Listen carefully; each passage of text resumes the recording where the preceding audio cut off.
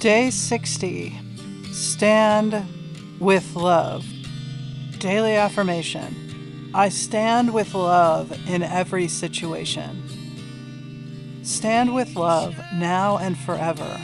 We've been a society running away from our demons, not wanting to face them because we've got no experience with the how. It's not something we're taught. In the past, we've been able to explore, conquer, quest, discover. With the earth being covered, GPSed to death, and our population stretching resources into the hands of the few, there is nowhere to hide. It is time to stand and say, love doesn't run. Love absolutely does not hide. It activates. In our loving, our fierce, connected power, we are able to move mountains. We don't get a lot of things as kids, and with limited instruction, it is interesting the stories we create and tell ourselves. In James Cameron's first Terminator film, the terror and horror of the Terminator wanting Sarah Connor dead is intense. She carries the seed that will save the world. It is a universal archetype for our ego continually terminating our being, our authentic self. It's all there. Run from your fear because you don't understand what's chasing you and why. And when you do finally get it, you realize it is not going to stop. It is here to terminate you.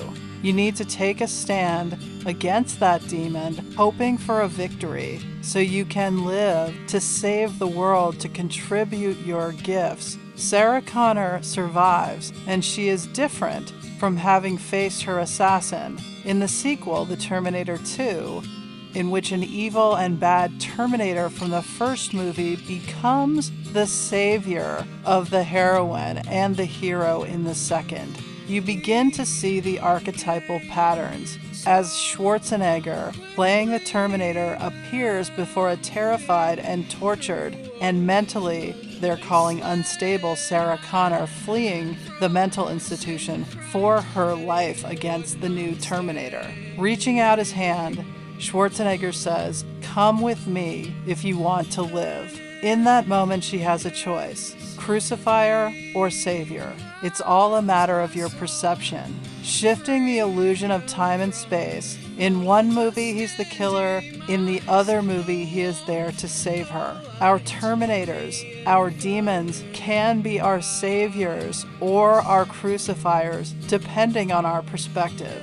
Whatever you want to say about James Cameron, he has his brand of rock star, metaphorical, archetypal storytelling. We all relate because on some level we get within us lies the ability to save the world by facing our fears. Our Terminators guide us to peace or guide us to pain. It's so wild that we choose which story arc it will be in every moment with every person we collaborate with.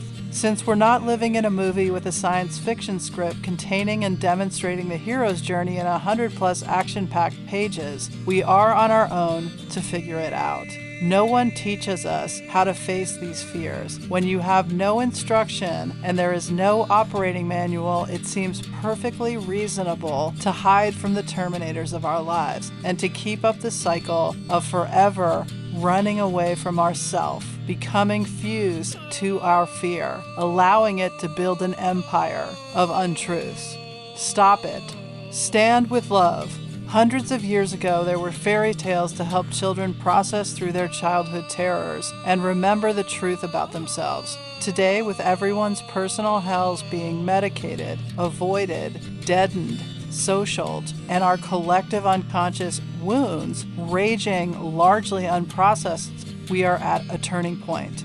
Don't hide from your fear. Stand and see the truth. Watch the resilience of your spirit rise to meet the needs of your soul's expression. May you experience the fierce freedom of love. May you choose with love your experience and your interrelational depth with those you encounter.